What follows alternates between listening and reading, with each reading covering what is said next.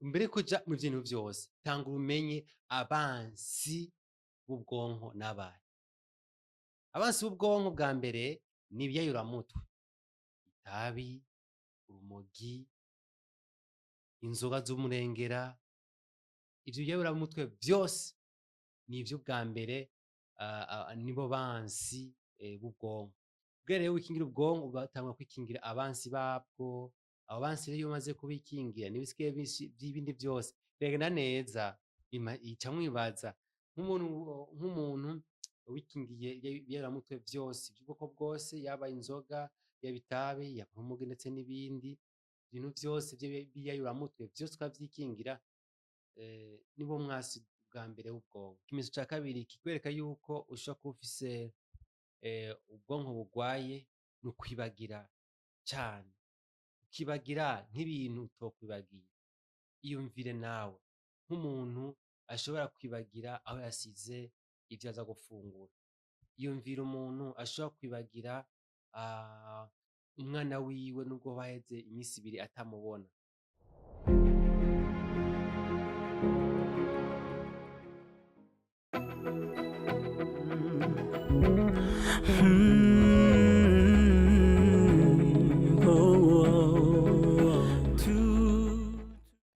Bakunzi b'Imana, abakunzi ibiganiro bica ngaha kuri ino mboneshakure, ndabaramukije nongere ndabahe ikaze mu kiganiro co kuno munsi. Ikiganiro nabateguriye kiza kuvuga ahanini ku bijanye n'amagara y'umuntu. Ico kiganiro rero munsi tukaza kuba turiko turayaga novuga kuri bimwe mu bimenyetso vyerekana ubwonko buba bugwaye. Aho ubwonko bugwaye bwobwo bubiterwa n'iki? Ivyo nivyo tugiye kuza rero tuyaga muri kino kiganiro rero novuga cuno munsi.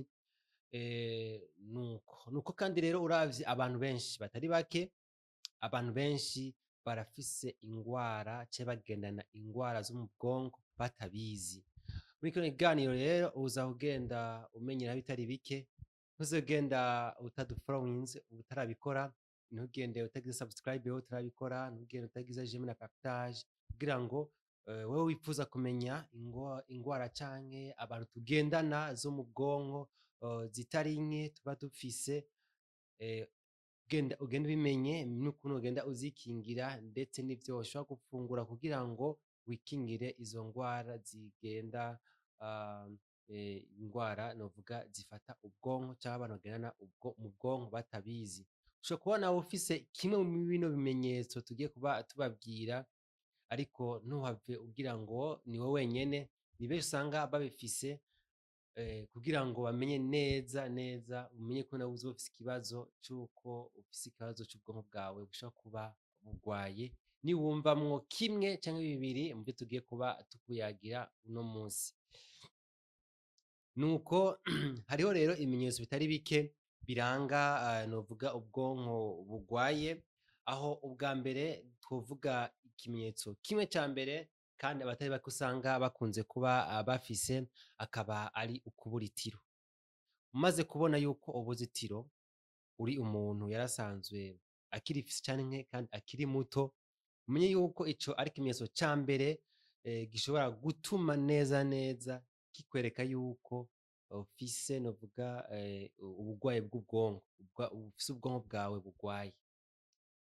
Ico kimenyetso urashobora kubura itiro no munsi, ugasanga uryama isaha imwe, ugasanga niyo saha nta niyo uryama, ukumva abandi baja kuryama nawe ntukeneye kuza kuruhuka.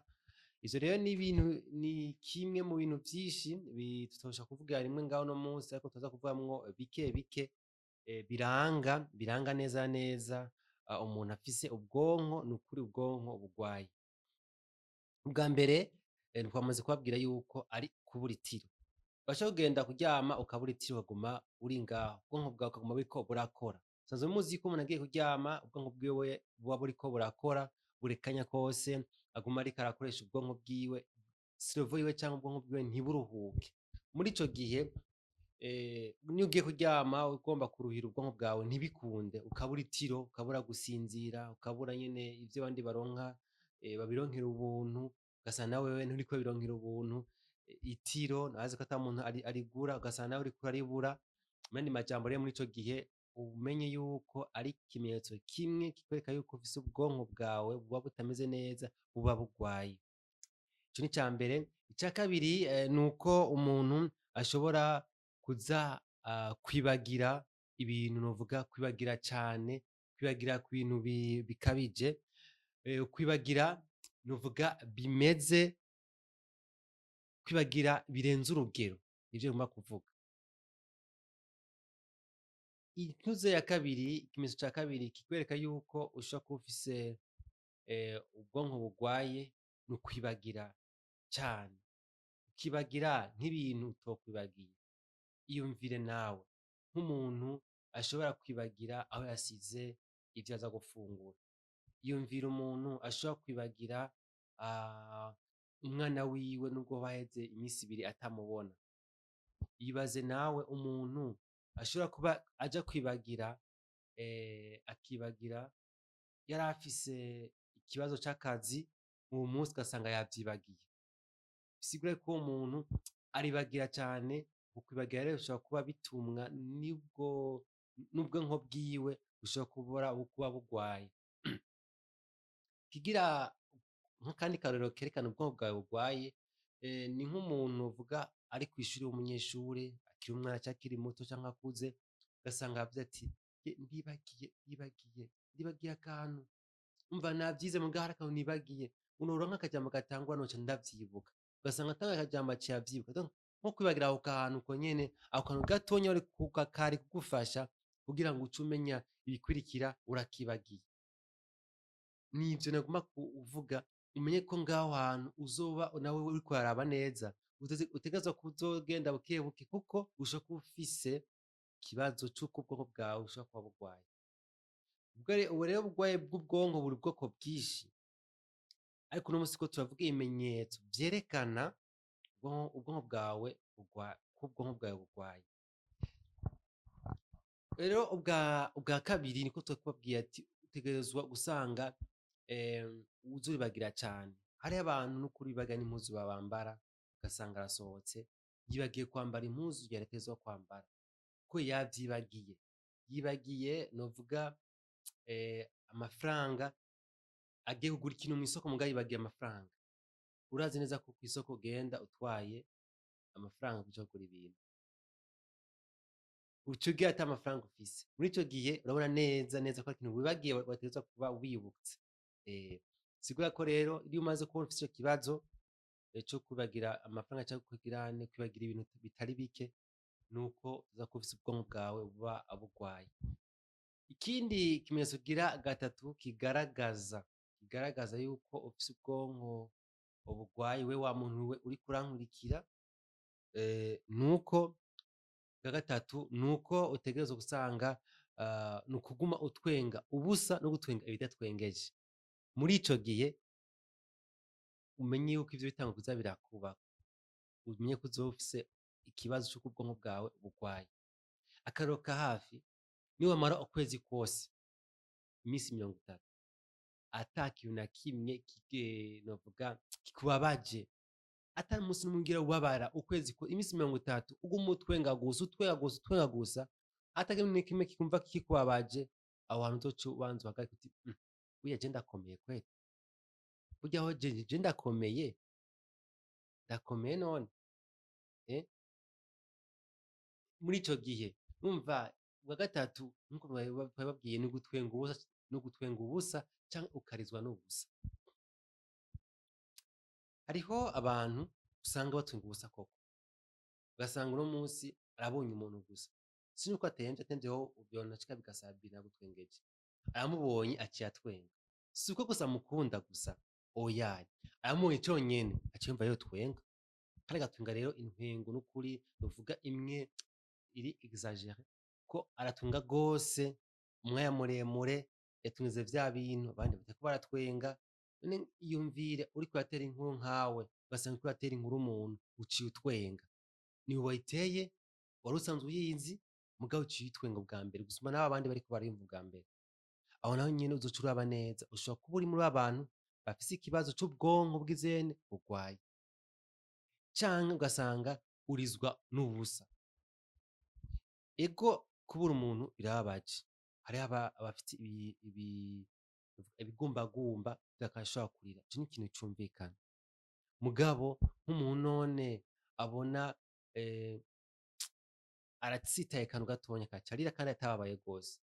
Ejo ugasanga ariko arizwa n'ubusa, nta muntu n'umwe yamukozeko, nimba ari urusazi rumuciyeko, nimba novuga yumvise atosekaye mu jisho n'akantu gatonya canke umuntu amuciye iruhande agaca arira. Arijijwe n'ikintu kitakumuriza. Ejo ugasanga ivyo biba vyamukozeko, araje ari ngaho, arabonye ikintu, ariyumviriye, aciye atangura kurira. Aramuravye aciye atangura kurira. Donc ariko arizwa n'ubusa. Aho naho nyene uza umenye nawe nimba uzoba biriko biragushikira nawe bishobora kugushikira uriko uradukurikira, umenye nawe ko ushobora kuba ufise ikibazo c'ubwonko bwawe bugwaye. Nuko ubugira rero kane ni ukutagira nuvuga urutonde mu bintu vyawe ukora. Kutagira urutonde rw'ibintu vyawe ukora rero, nico kintu kiri mu bintu bituma vyerekana ko ubwonko bwawe bugwaye. None uriko ugenda gukora ibintu ugasanga ntubishira ku rutonde. Urabona urakoze ibintu uno musi,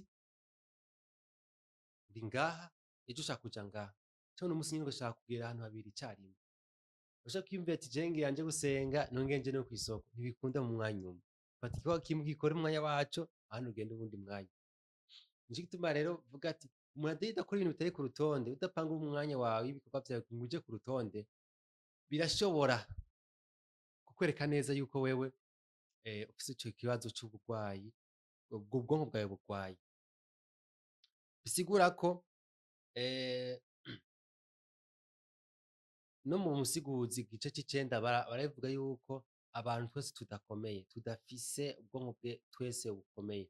Ati twese turashobora kuba dufise ubwonko bugwaye. Ati gusa turushanya ubugwayi bwabwo. Hariho abafise ubwonko bugwaye gose n'abafise ubwonko bugwaye bukebuke. Usanga ni twa tuntu duto duto nyene turiko turababwira. Ugasanga rero biratuma wewe utaramenya neza ko ufise ubwonko bw'izene bugwaye. Mugabo bukebuke uzogenda usanga neza yuko ubiravye neza uriko uramenya bino bimenyetso turiko turakubwira, usanga umenya neza ko ufise ubwonko novuga ko bugwaye, nubwo nyene akenshi twebwe tudakunda kuza turabishira mu mutwe ko ufise ico kibazo uba ufise ubwonko novuga buba bugwaye. Iyindi ntuze ya gatanu nuko abantu benshi badatahura ubwo buryo niko turiko turabibabwira. Abantu benshi ntibatahura yuko bafise uburyo nyene novuga bafise ubwonko bugwaye. Nuko ego hama ubwa gatandatu ni ukunanirwa no gufata novuga ingingo naho yoba ari ibintu nubwo naho yoba ari ibintu bisanzwe. Nkuko twahora kubabwira iyi ngingo ngaha iri haruguru ivuga ati kutagira urutonde rw'ibintu vyawe ukora. Ukabura urutonde rw'ibintu utondeka ibintu mu biro ugasanga wabisanzaje. Ugasanga amasahani ari kumwe n'amasafuriya, ugasanga ibirahuri biri kumwe n'amasafuriya mu kabati. Ivyo ugasanga ni ibintu biteretswe. Nimba wavuga ati ni ivyo kurya stock ushize mu kabati. Akabati ntikwigwayo. Donc ni ibintu usanga nyene bidafise urutonde. Ivyo umenye ko ukora ibintu vyose bimeze bitagira urutonde. Uvuga uti reka mfate amakaye n'intebe ndabibike hamwe canke ibitabo n'intebe ndabibike hamwe. Ntivyumvikana. Ngo ibintu bije mu kibanza kimwe oyaye. Nuko rero vyose ukora ibintu bitagira urutonde nuko. Ubwa gatanu nabibabwiye, ikindi kimenyetso cerekana ko umuntu adafise afise ubugwayi bw'ubwonko ni ukudafata ingingo mu buzima nubwo hari ikintu gitoya. Ntufate ingingo uti jewe n'ukuri nka jewe nyene ndakoze ikintu kubera jewe.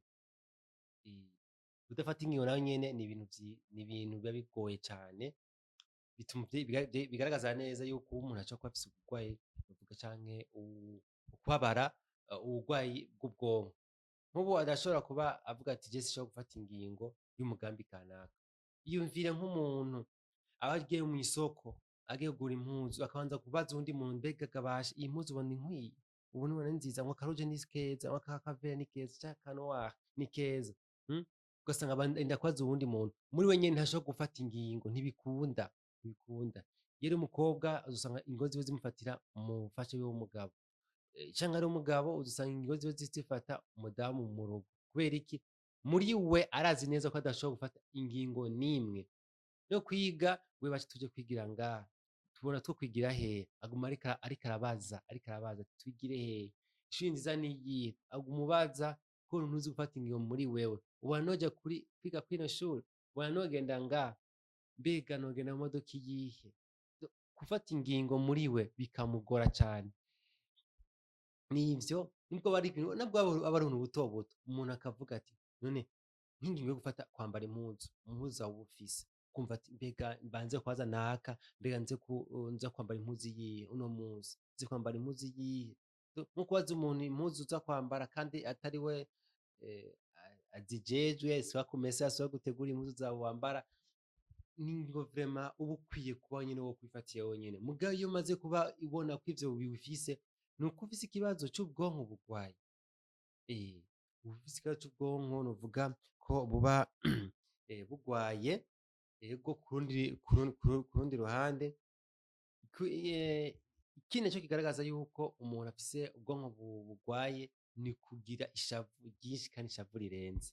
Aho rero abantu benshi turafise ishavu usanga rirenze kandi usanga ari ryinshi cane.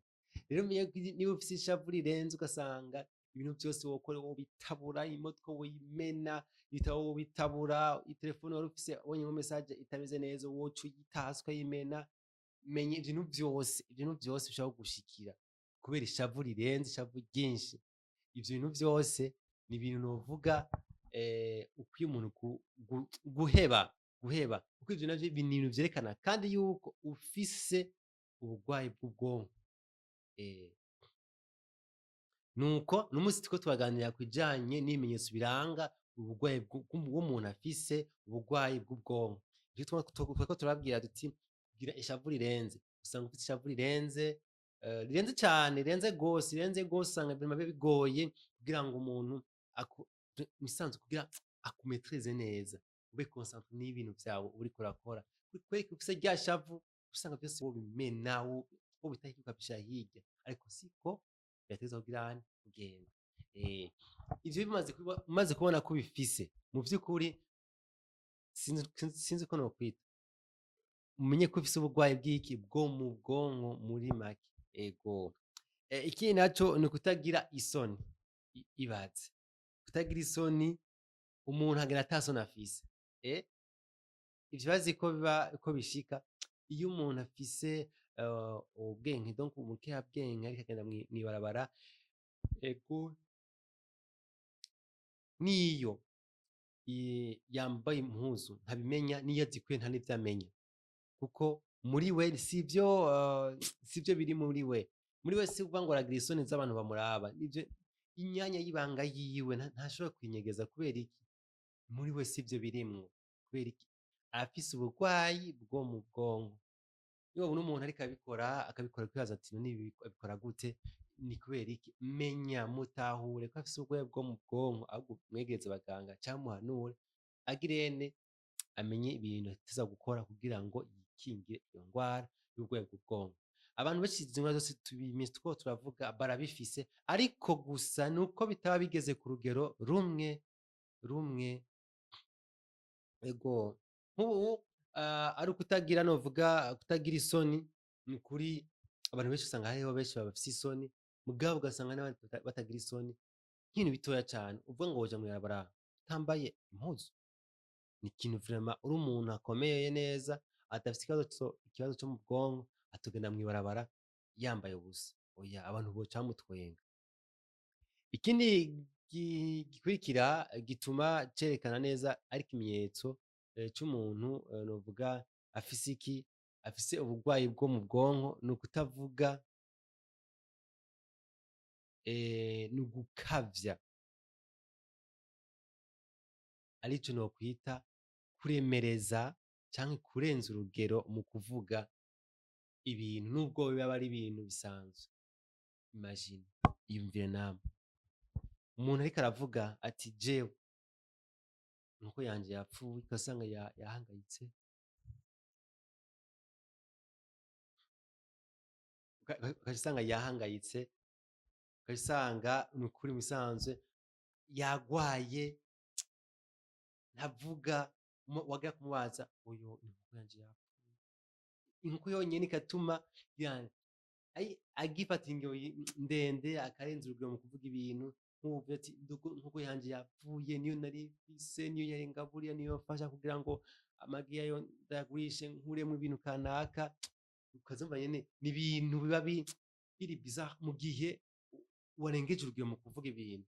Muri ico gihe rero uriko uravuga ugomba kurenza urugero, muri ico gihe uzoze umenye neza yuko aba ari imvugo, aba ari ikimenyetso kimwe cerekana ko ufise ikibazo c'ubwonko bw'izene bugwaye.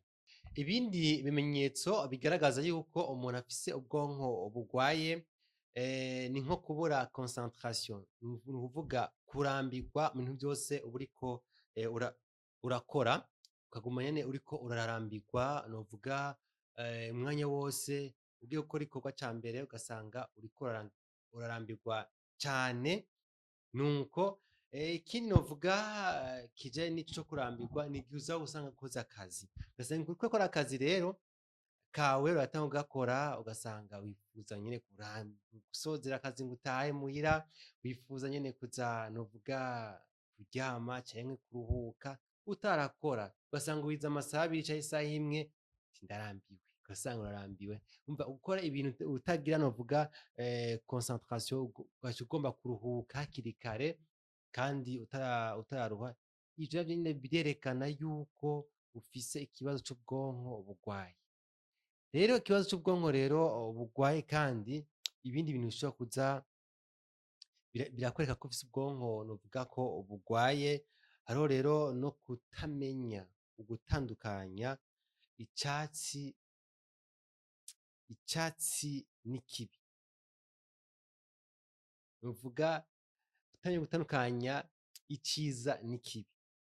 Urabona umuntu womubwira ikintu ciza akayatwenga, agaca arira, wamubwira ikintu kibi ugasanga aratwenze, aca aza gutwenga kuko nk'umubwiye umuntu yitavye Imana uza ubona aca aza gutwenga kandi cari ikintu kibi cane, cari kinababaje. Urumva agira ivyo ibi contraire, uvuga ibiryoshe akarira, wavuga ibibabaje agatwenga. Abo bantu rero bameze nk'abo bantu, abo bantu nabo nyene umenye neza muri bo indani baba bafise ikibazo c'uko bafise ubwonko bwabo butaba bumeze neza, buba bufise ubugwayi. Nico. Hariho rero ibindi bimenyetso bigaragaza yuko umuntu afise ubugwayi bw'ubwonko, aho novuga nuko novuga kutanegura, uvuga ikintu canke ibintu icarico cose, ubona ikintu nako kuguma unegura ibintu, caba ciza ukaguma uvuga ngo ni kibi, yakora ikintu ciza yikokoye, nimba ari umukozi wawe yakoze akaguma akubwira ngo wakoze nabi, wakoze nabi, ntiyigere abona yuko wewe uzoshobora gukora ibintu vyiza. Wakora ibintu vyiza naho wokora ibintu nabi ugasanga nawe akubwiye ngo ni vyiza, kubera nawe wari uzi ko wabikoze nabi kugira umuhashe, wewe usanga ibintu akubwiye ngo ni ibintu vyiza. Muri ico gihe rero ni ibintu dushobora kuza turagira, tukwiye kuza turaraba, umuntu tukamenya neza tuti mbega umuntu azanegura ibintu. Akenshi ivyo bintu turakunda kuba tubibona ku bantu benshi, arakunda kuza aranegura ibintu, yanegura ibintu nkavuga ati none bigende gute? Arabireka, arabikora, nawe nyene ntashobora gutora icarico, kubera aranegura ibintu umwanya wose. Umuntu azanegura ibintu, anegura ibintu, asubira anegura ibintu, kandi nubwo wakoze vyiza aguma ariko arabinegura, uwo muntu kabisa aba afise ubwo bugwayi bw'ubwonko, aba afise ikibazo c'uko ubwonko bwiwe bugwaye. Nawe nyene uwo muntu nta kindi kintu aba akwiye guca novuga aca akora atari uko ashobora kugenda akaja aho bashobora kubirabira kugira barabe neza ubwo bugwayi bwiwe bw'ubwonko ico buza buravako, kuko aba amaze kubabona ko abufise kubera iki yamaze kuba amenye neza yuko ikiganiro niyakiraba neza kuzanegura ibintu avuga ko bimeze nabi kandi nubwo ibintu biba bimeze neza ntavuge ukuri. Umwe avuze ukuri kandi nawe akaja avuga ko ari ikinyoma, yavuga ikinyoma nawe akaja avuga ngo kwari ukuri. Abo bantu nyene usanga bafise ubwonko vraiment muri bo bufise ikibazo co kuba ubwonko bugwaye. Hama ikindi naco kigaragaza ko umuntu afise ubwonko bugwaye ni kumva amajwi abandi batariko barumva no kubona ivyo abandi batariko barabona. Iyo umuntu afise novuga umutwe bitameze neza, bamaze kubabona ngaho mu nzira aho baca hose, uzosanga ari abantu bakubwira ngo ngaho baragukubita. Kubera iki? Ariko avuga ngo ngahwe kubera wewe ariko arabona umuntu ariko araza kugana aza kukugirira nabi, we nawe akavuga ati ngumve ngivyo yaraje, ngumve ngo waraje, ngumvira ngo ibi n'ibi ngo ariko aragomba kunkubita. Aramubona wewe ntawumubona, wowe nawe ati umve, arumva amajwi muga nawe ntushobora kuyumva nawe muba muri kumwe. Uca wibaza ikibazo, none nka barya basenga bavuga ngo beretswe, bavuga ngo bumvise amajwi bavuga novuga n'Imana, vyo biba bigenze gute? Nabo nyene bokwama bumva ko bimeze uko? Aho ibambewe barya uraba n'umwanya ariko abivugamwo, kandi uraba n'ukuntu uwo muntu yari asanzwe ameze. Rero nimba yasanzwe akomeye agatangura avuga ivyo uwo munsi, akaba ariko abivuga kandi atariko arasenga, akanabivuga kandi tubona ko yari mu vyo gusenga cane, menya ko uwo muntu afise ikibazo c'uburwayi bw'ubwonko. Mugabo niyo abivuga ari mu mwanya wo gusenga, mu mwanya wo nyene yatanguye gusenga, mu mwanya utari muto, ukumva ariko avuga ati ibi nivyo ariko arabona ni hirya no hino. Niho bitandukaniye ayo majwi yumva mwe mutumva, twe tutumva. Iyo umuntu afise uburwayi bwo mu mutwe, uburwayi bw'ubwonko, ariko bishika kumva amajwi twe tudashobora kumva, ariko bishika kumva akabona nako iyo twe tutashobora kubona, ukumva ariko abivuga ariko we ntushobora kubibona, nga we muri we aba abibona. Naho nyine ubwonko rero ngaho buba bugwaye kandi buba bugeze ku rugezo rugoye cane kandi urugezo runiniya gose. Ikindi naco kigaragaza kandi yuko afise novuga ubwonko bugwaye ni ukuruhishwa n'ubusa. Ata kintu yakoze ukazumva ngo ararushe. Umuntu wese iyo ariko aruhishwa n'ubusa cangwa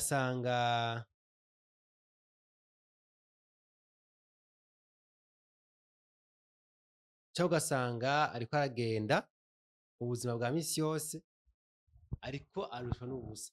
None nk'umuntu avuga ati jewe uriko uranduhisha ibi n'ibi, ugasanga kenshi abuzwa n'ubusa kandi akababara, agasanga biriko biramuruhisha muri we, agasanga nta kintu na kimwe yakoze muga agaca avuga ngo ararushe, ngo ashaka kuryama, atigeze aruha, atigeze akora. Ivyo bintu biri mu bigaragaza ko neza neza uwo muntu afise ikibazo c'uburwayi bw'ubwonko. Ikindi naco mwomenya nuko umuntu n'umuntu agumana umubabaro imisi yose, akama afise umujinya, akama ababaye, akama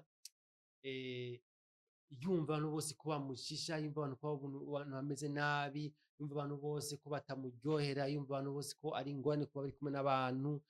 Musanzwe umuntu atigera aryoherwa n'umusi n'umwe, canke yamana umubabaro ati ndagowe, iki nimeze uku, ndagowe, donc yama ari muri pression umwanya wose, bamupresha bamubwira ibintu nk'ivyo. Uwo muntu nawe nyene akama ari muri ivyo nyene, uwo muntu nawe asanzwe nawe nyene afise ico kibazo c'uko agize c'uko afise uburwayi bw'ubwonko. Umuntu rero nariko ndabivuga yamana umubabaro umwanya wose, umuntu nyene afise ico kibazo. Ikindi kimenyetso kizokwereka yuko uwo muntu afise ikibazo c'uko ubwonko bwiwe bugwaye, umuntu azokwama ubona kujugumira ni ibintu bisanzwe, ariko kujugumira biri mu bintu bigaragaza neza yuko umuntu afise ikibazo c'ubwonko. Uti kubera iki? Mu gihe ugenda ujugumira ntaco bivuyeko, utigeze umugara, utigeze usaza, utigeze ushika mu nyoga ahantu henshi, naho nyene bizereka ko ari ubwonko bufise ikibazo canke bugwaye, kuko ibiri umubiri wose ukontororwa canke ugira controle kuri cerveau. Cerveau kuko niyo itanga commandement y'ivyo bitegerezwa gukora, nitanga amategeko yo kugira umubiri wawe ukore. Ugasanga rero umuntu aguma ariko arajugumira, rero naho nyene uzomenye ko afise ikibazo c'ubwonko muri we. Ikindi gituma kigaragaza canke cerekana ko umuntu afise ikibazo c'ubwonko, hariho abantu benshi, tuvuga ko ari bake, usanga bashobora kunanirwa gupanga imigambi.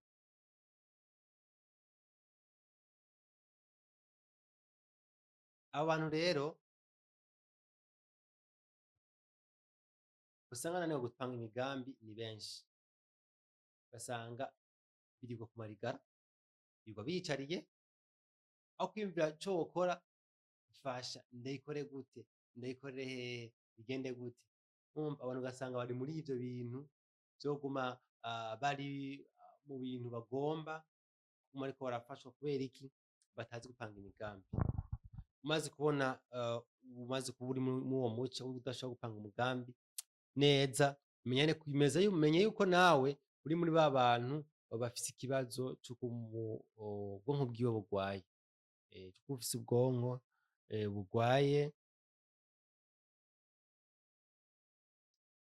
Ikindi naco nuko umuntu ugasanga uriko umufata umuntu uko atari, ugasanga umuntu uriko urafata umuntu uko atari, umufata ko ari umuntu mubi kandi yari umuntu mwiza. Bimwe vyo vyo kuza uragira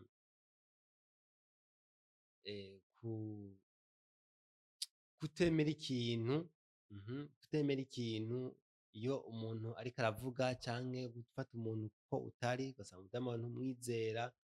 Ivyo bintu vyose biri mu bintu bigaragaza yuko, ni ibimenyetso bigaragaza yuko umuntu afise ubugwayi bw'ubwonko. Mu kanya naho tuza tubabwire, kuko abantu benshi bahanzwe n'izo ngorane z'ubugwayi bw'ubwonko, nkuko tubabwira ibimenyetso bijanye n'izo ngwara. Mu kanya naho turaza kuza tubabwire neza abenshi ico kintu bahanze co kugira ubugwayi bwo bavuga umutwe, ubwonko bugwaye, n'ahantu twobavuza kugira ngo n'imiti twobavuza nako kugira ngo ibintu bibandanye kugenda neza. Ni mu kanya.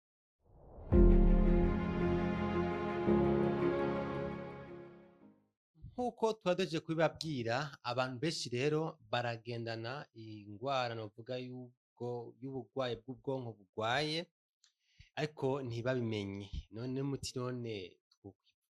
twokwivura gute?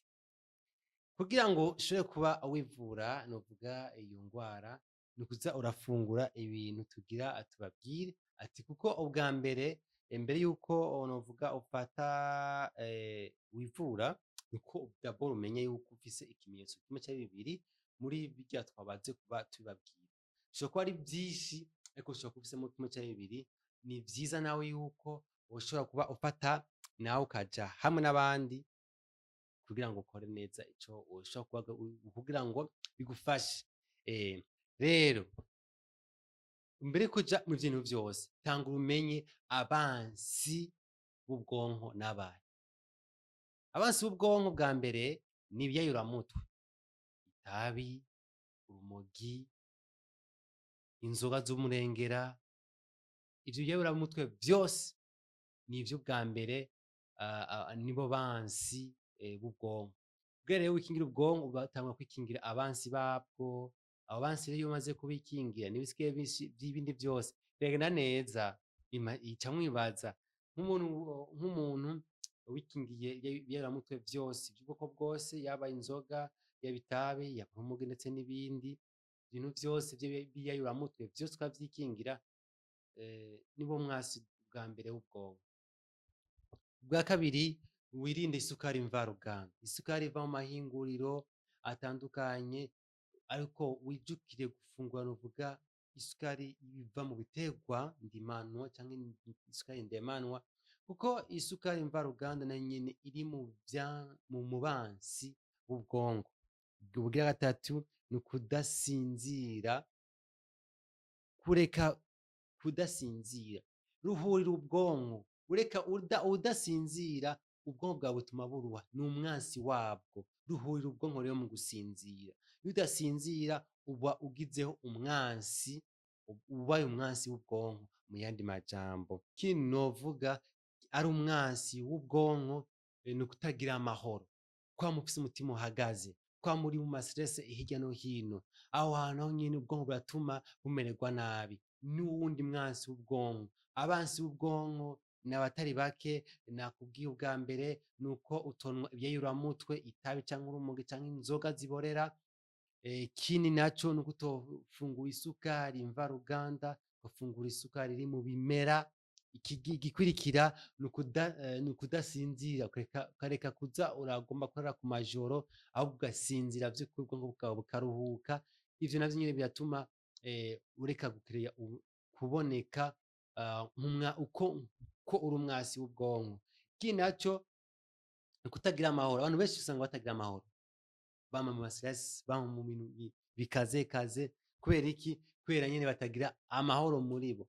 Mugabe ivyo bintu vyose bigatuma neza neza iyo ubikuye mu buzima bwawe, ibisigaye byose biza kuza ari inyongera, kubera ivyo nivyo bikorwa tukwita niwo mwansi w'ubwonko dusanzwe dufise twebwe abantu twaremwe neza. Rero ibikenewe kugira ngo ubwonko bwawe bumere neza, harakenewe novuga gufungura canke ibintu birimwo vitamine zibiri. Aho vitamine ya mbere B ugafungura B mu buryo bwose. Hariho B ya mbere, B ya kabiri, B ya gatatu, B ya kane, B ya gatanu, ya gatandatu, y'indwi, y'icenda gushika kuri 12. Izo zose zirakenewe kugira ngo ubwonko bwawe bumere neza. Hariho kandi irakeneye kandi na vitamine C. Vitamine C nayo nyene irakenewe nk'uko hakenewe icyunyu ca zinc ndetse na proteine. None umuti wavyo woba uyuhe?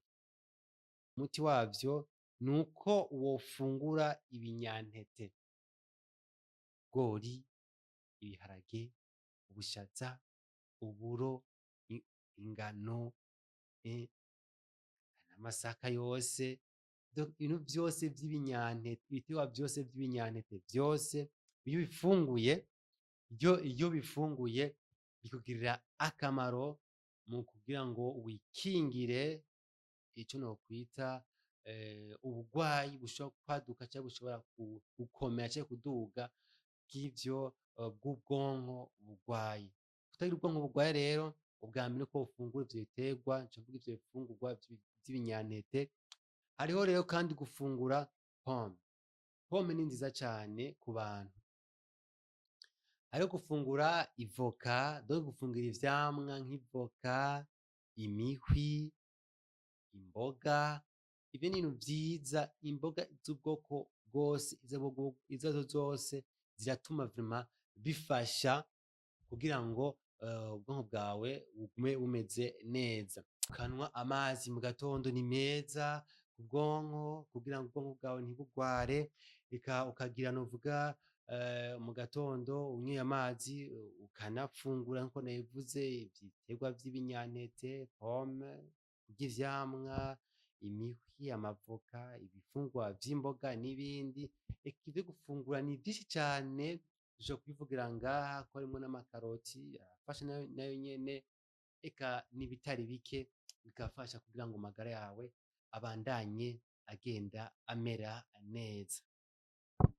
Nuko rero iki cigwa twariko turabashikiriza cuno musi kigarukiye ngaha, aho twabayagiye ibitari bike n'icokorwa kugira ngo aho twabayagiye ibitari bike bimwe mu bimenyetso biranga ubwonko bugwaye. Bimwe mu bimenyetso biranga ubwonko bugwaye mwumvise ibitari bike ko harimwo ivyo kubura itiro, kudasinzira, kutigumya, kugira ishavu rirenze, kutagira isoni, eka ni vyinshi tuza turabigarukako kuko ni vyinshi cane twagiye tubabwira ibimenyetso biranga ubwonko bugwaye.